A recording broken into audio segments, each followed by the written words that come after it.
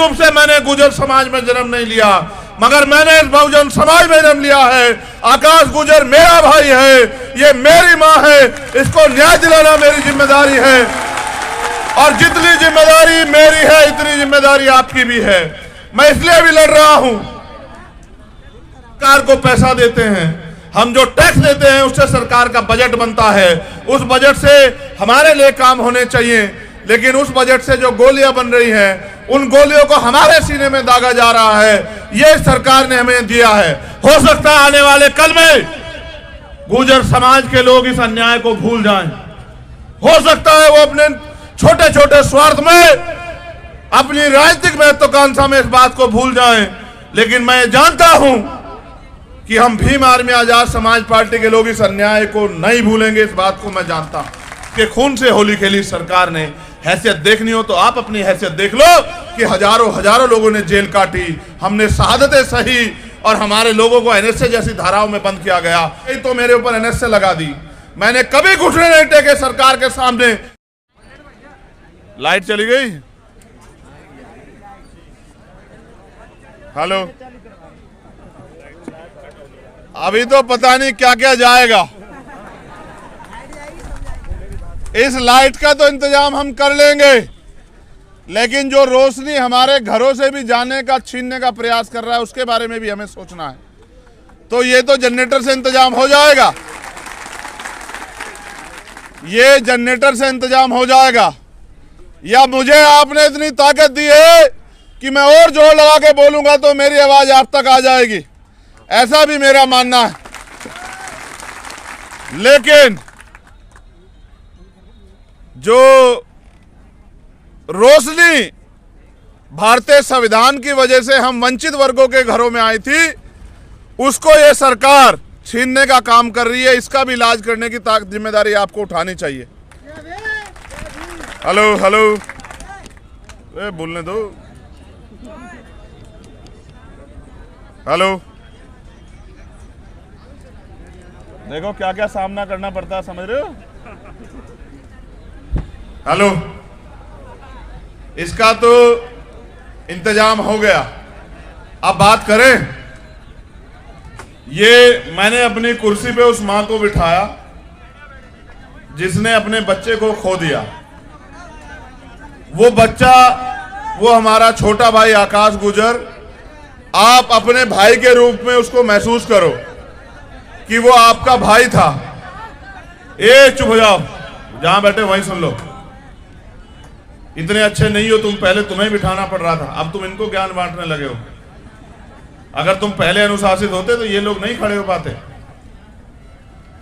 तो मैं ये पूछना चाहता हूं, आज हम हजारों संख्या में यहां हैं। हमारे प्रदेश के नेता सुनील अवस्थी जी, बैरसिया जी, सत्येंद्र जी, राहुल जी, रामप्रीत जी, अनिल जी, चंदन जी, ये सब लोग हमारे प्रदेश के नेता यहां हैं। हमारे प्रदेश के प्रभारी भाई रविंद्र भाटी जी भी यहाँ है, दशरथ जी भी यहाँ हैं, वीरेंद्र जी भी यहाँ। मैं आपसे पूछना चाहता हूं कि जब न्याय सबके लिए समान है तो आकाश गुर्जर का ऐसा क्या अपराध था कि उसके परिवार को, वो हमारी मां जो यहां बैठी है आज, उसको खून के आंसू रोने पड़ रहे हैं। उसका एकमात्र अपराध था कि वो भारतीय सेना में भर्ती होना चाहता था, अग्निवीर में भर्ती होने के लिए गया। उसका नाम आकाश गुर्जर की जगह आकाश अहिरवार भी हो सकता था, आकाश जांडा भी हो सकता था, आकाश मेघवाल भी हो सकता था, आकाश चौधरी भी हो सकता था। क्योंकि हम मानवता को मानते हैं, हम इंसानियत को मानते हैं। हम ये मानते हैं दुनिया में सबसे बड़ा धर्म अगर कोई वह है वो इंसानियत है। तो मैं पूछना चाहता हूं कि आज ये मां यहां बैठी है, ये पूरी भारतीय जनता पार्टी की सरकार जो अपने आप को हिंदुत्व की सरकार कहती है, और उस आकाश गुर्जर की मां को क्या जवाब है इनके पास, जिनके बच्चे के खून से होली इस सरकार के अधिकारियों ने खेली। जहां इनकी यूपी में भी सरकार है, आगरा में वो उतरा और उसको उठा ले गए और उसको गोली मार के 40 दिन वो लोग वो अस्पताल में रहा। जानवर को भी नहीं बांधते, जानवर की तरह उसके पैर में बेड़ी डाल के तब तक उसको इलाज को प्राइवेट हॉस्पिटल तक भी उसको जाने नहीं दिया जब तक उस बच्चे ने अपने प्राण नहीं तोड़ दिए। वो ये सोचता होगा आकाश गुर्जर कि कोई तो होगा जो मुझे न्याय दिलाएगा, कोई तो मेरा भाई खड़ा होगा। ऐतिहासिक रूप से मैंने गुर्जर समाज में जन्म नहीं लिया, मगर मैंने इस बहुजन समाज में जन्म लिया है। आकाश गुर्जर मेरा भाई है, ये मेरी माँ है, इसको न्याय दिलाना मेरी जिम्मेदारी है। और जितनी जिम्मेदारी मेरी है इतनी जिम्मेदारी आपकी भी है। मैं इसलिए भी लड़ रहा हूं, ऐसा नहीं कि यहां बहुजन समाज कमजोर है, हम इनको आर्थिक मदद नहीं करा सकते, हम इनको आर्थिक मदद भी करा सकते हैं। मगर मैं पूछना चाहता हूं, ये सरकारें किसके लिए हैं? हम सरकार को पैसा देते हैं, हम जो टैक्स देते हैं उससे सरकार का बजट बनता है, उस बजट से हमारे लिए काम होने चाहिए। लेकिन उस बजट से जो गोलियां बन रही हैं, उन गोलियों को हमारे सीने में दागा जा रहा है। ये सरकार ने हमें दिया है। हो सकता है आने वाले कल में गुर्जर समाज के लोग इस अन्याय को भूल जाएं, हो सकता है वो अपने छोटे छोटे स्वार्थ में, अपनी राजनीतिक महत्वाकांक्षा में इस बात को भूल जाएं। लेकिन मैं जानता हूं कि हम भीम आर्मी आजाद समाज पार्टी के लोग इस अन्याय को नहीं भूलेंगे, इस बात को मैं जानता हूं। देखो, मौसम अच्छा हो गया, हवा भी चल रही, अब आपको गर्मी नहीं लगेगी, लेकिन अब आपके सीने में आग लगनी चाहिए। मेरे पास इतनी समस्याओं की लिस्ट है। मैं जब वहां से चला चंदेरी से, आज हम रात हम चंदेरी में रुके, इन्होंने मुझसे कहा कि बहुत अच्छी जगह है। मैं भी ये सुनता था, किताबों मैंने पढ़ा, बुंदेले हर बोलो के मुंह हमने सुनी कहानी थी, है चंदेली का किला। मैंने इनको ये बताया कि किले तो यहां हम लोगों पे रहे हैं पहले, ऐसा नहीं, बहुजन समाज के लोगों का इस देश में राज सत्ता रही है, राजतंत्र में भी उनके पास राजा रहे हैं। लेकिन इस तरह की व्यवस्था इस देश में बना के, उसका अगर उदाहरण सुनना हो तो गुर्जर सम्राट मीर भोज उसका उदाहरण है। अगर आपको किले ही देखने हो तो उनके देख लो। लेकिन मैंने उस किले में बताया अपने लोगों को कि इस किले में अभी आपकी हैसियत ये है कि ये किला छीनने वाले तो आप हो, लेकिन इस किले के मालिक आप नहीं बन सकते। इस लोकतंत्र में जहां बाबा साहब अंबेडकर ने अपने 4-4 बच्चों की कुर्बानी देके हमें वोट का अधिकार दिलाया और ये संदेश दिया मान्यवर काशीराम साहब ने कि वोट हमारा, राज तुम्हारा, नहीं चलेगा, नहीं चलेगा। ये मध्य प्रदेश है, यहां 90% आबादी SC, ST, OBC और माइनॉरिटी के लोगों की है। आप ये सोचो इस प्रदेश में हमारी राजनीतिक हैसियत क्या है, और हैसियत अगर जांचनी हो तो आकाश गुर्जर की मां की तरफ देखो, आपको पता लग जाएगा हमारी बहुजन समाज की हैसियत यहाँ क्या है। अगर हैसियत देखनी हो तो जब अभी पंचायत का चुनाव आया, आप उसमें जो OBC समाज को आरक्षण मिला उसमें देख लो। और अगर हैसियत देखनी हो तो 2 अप्रैल को जब आप अपने हक अधिकारों के लिए सड़कों पे आए थे, आपके खून से होली खेली सरकार ने। हैसियत देखनी हो तो आप अपनी हैसियत देख लो कि हजारों लोगों ने जेल काटी, हमने शहादतें सही और हमारे लोगों को NSA जैसी धाराओं में बंद किया गया। मैं खुद उस समय NSA में बंद था। अपराध मात्र एक था कि हम इस तानाशाही सरकार के आगे झुकना नहीं चाहते थे और अपने लोगों के हक अधिकार की लड़ाई लड़ना चाहते थे। ये जून का महीना है, आज 9 तारीख है, 8 तारीख को मुझे बंद किया गया डलहौजी से गिरफ्तार करके। आज 9 तारीख की सुबह मैं जेल में पहुंचा, 16 महीने मैंने जेल काटी, हर एक दिन मैंने ये इंतजार किया।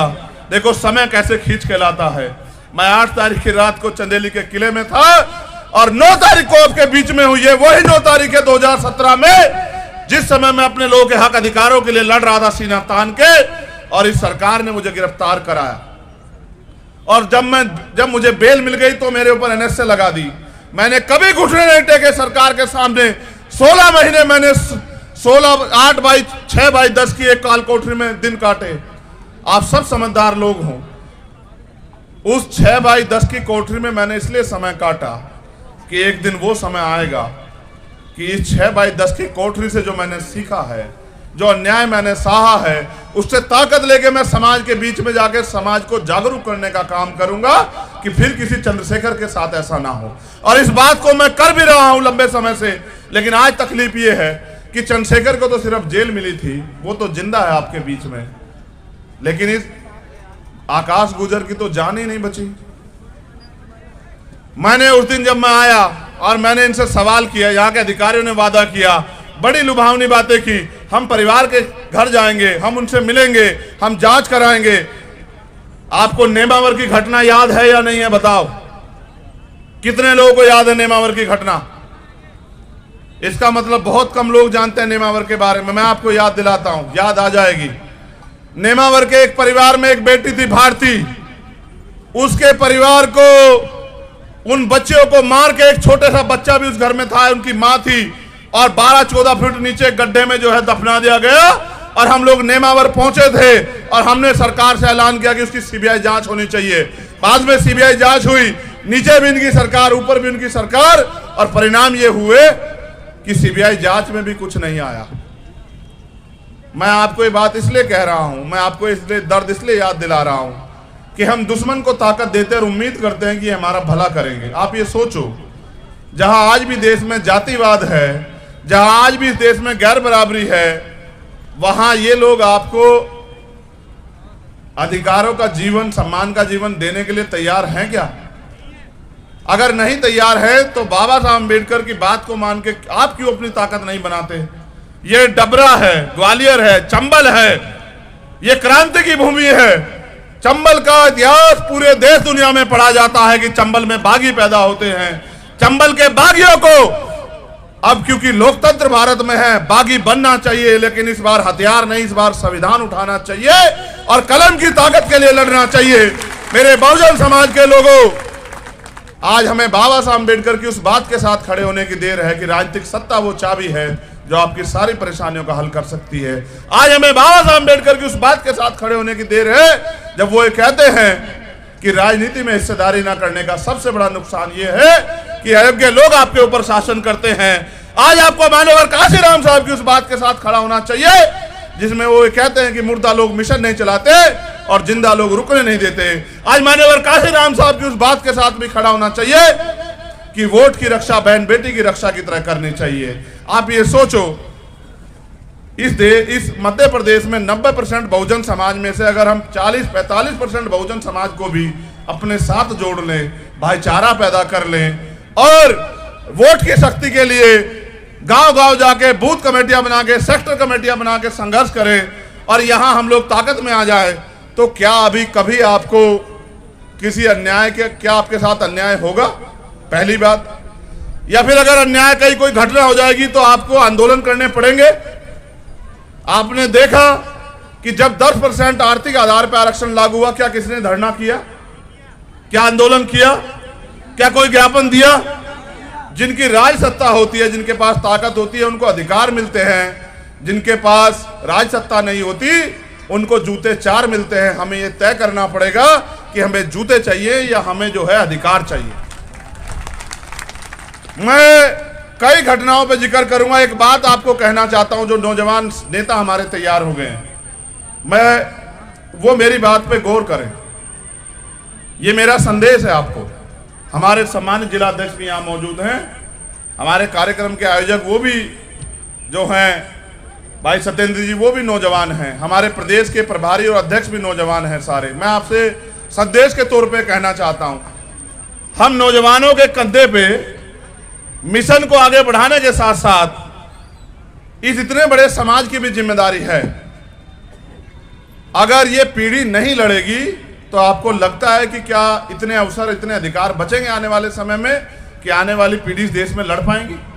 हम जितने नौजवान बैठे हैं, हम मेहनत मजदूरी करके, क्योंकि हम पढ़े लिखे नौजवान हैं, हम लोग रोजगार छोटा मोटा करके आगे बढ़ सकते हैं। लेकिन आज हम किसके लिए लड़ रहे हैं? क्या आपने कभी सोचने का प्रयास किया? आज हम अपने लिए नहीं लड़ रहे, आज हम अपनी आने वाली पीढ़ियों के लिए लड़ रहे हैं कि अगर हम लोग नहीं लड़े तो हमारे आने वाली पीढ़ियों के हिस्से में क्या बचेगा? आपके घर में जो 4, 6, 7, 10 साल के बच्चे हैं, 12 साल के बच्चे हैं, कल जब अधिकार खत्म हो जाएंगे वो आपसे पूछेंगे कि जब अधिकार छीन रहे थे आप क्या कर रहे थे भैया, आप क्या कर रहे थे चाचा, आप क्या कर रहे थे ताऊ? क्या जवाब दोगे तब आप?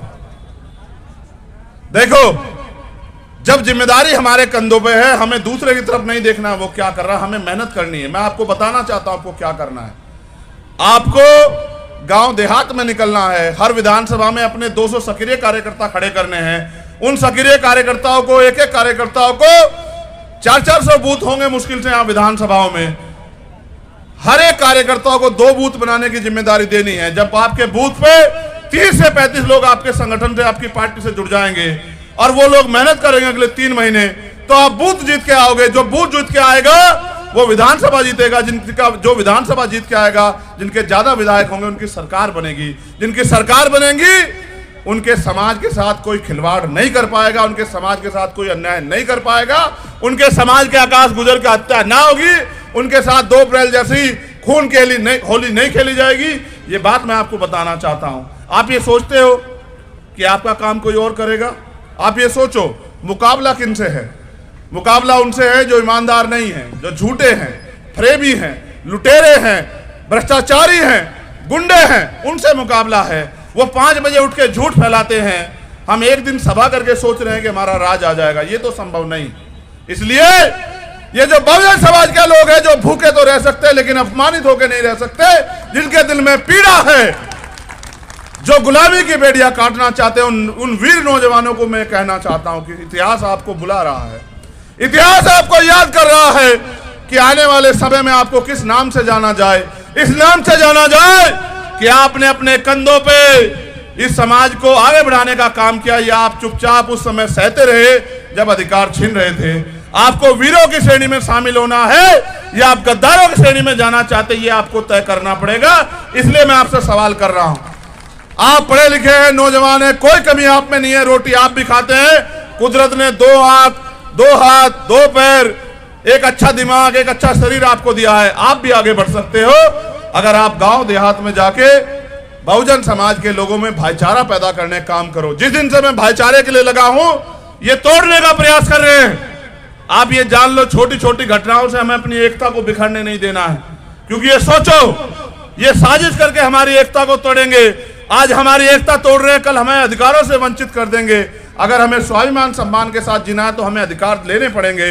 अधिकार मांगने से नहीं मिलते, अधिकार छीनने पड़ते हैं। इसलिए मैं आपसे कह रहा हूं कि जो फसल आपने तैयार की है मेहनत करके, सिर्फ साधारण भाषा में समझे गांव की, कि जो फसल आपने तैयार कर दी है, उस फसल को घर तक लाओगे कैसे? जो फसल आपकी खेत में खड़ी है उसको घर तक पहुंचाओगे कैसे? अगर फसल जो खेत में खड़ी है उस पर प्राकृतिक मार भी होगी, आंधी आ जाएगी, फसल गिर जाएगी, ओला पड़ जाएगा, फसल गिर जाएगी, बारिश आ जाएगी, फसल डूब जाएगी, कोई चोर चुरा ले जाएगा, कोई आग लगा देगा। ये जो फसल आपने बहुजन समाज की तैयार की है, अगर आप बूथ के जरिए इसको संगठित नहीं करोगे, यानी कि फसल को काटने वाले, फसल को इकट्ठा करने वाले, फसल को ढो के घर तक लाने वाले तैयार नहीं करोगे, बूथ पे कार्यकर्ता ईमानदार समर्पित, तो फसल आपकी होगी और वो घर किसी और के जाएगी। जब फसल आपकी होगी और घर किसी और के जाएगी तो भला किसी का होगा। आपके हिस्से में सिर्फ और सिर्फ बेबसी, लाचारी और आप हाथ मलते रह जाओगे। इसलिए मैं आपसे कहना चाहता हूं कि अपने बूथ के संगठन को मजबूत करो, विश्वास करो। आपकी दृढ़ इच्छा के सामने ना तो बारिश आपके हौसले को हिला सकती, ना ये आंधी तूफान आपके हौसले को हिला सकता। मैं आपको जानता हूं, आप बाबा साहब अम्बेडकर के वंशज हो, आप शहीद आजम भगत सिंह के वंशज हो। आपको अपनी ताकत को पहचानना पड़ेगा। इस आंधी तूफान से बड़ी आंधी चल रही है आपके अधिकारों के खिलाफ। उन अधिकारों के खिलाफ जो आंधी चल रही है, उस आंधी को आपको रास्ता उसका मोड़ना पड़ेगा, उस आंधी को आपको रोकना पड़ेगा। अगर नहीं रोकोगे तो फिर कल ऐसा हो जाएगा कि 1950 से पहले का भारत लौट आएगा। आपने देखा कि देश में नई संसद का उद्घाटन हुआ और इन्होंने वोट मांगे कि हमने आदिवासी समाज की राष्ट्रपति बना दी है, लेकिन आप ये देखो कि जब सम्मान देने का मामला आया तो उन राष्ट्रपति जी को एक बार बुलाना भी गवारा नहीं समझा। आप समझो कि जो हमारे सर्वोच्च पदों बैठे लोगों का सम्मान नहीं कर सकते तो वो हमें और हमारा सम्मान कर लेंगे क्या? ये बात आपको समझनी चाहिए। इसलिए क्योंकि कई मामले मेरी जानकारी में आए, उससे पहले मैं आपसे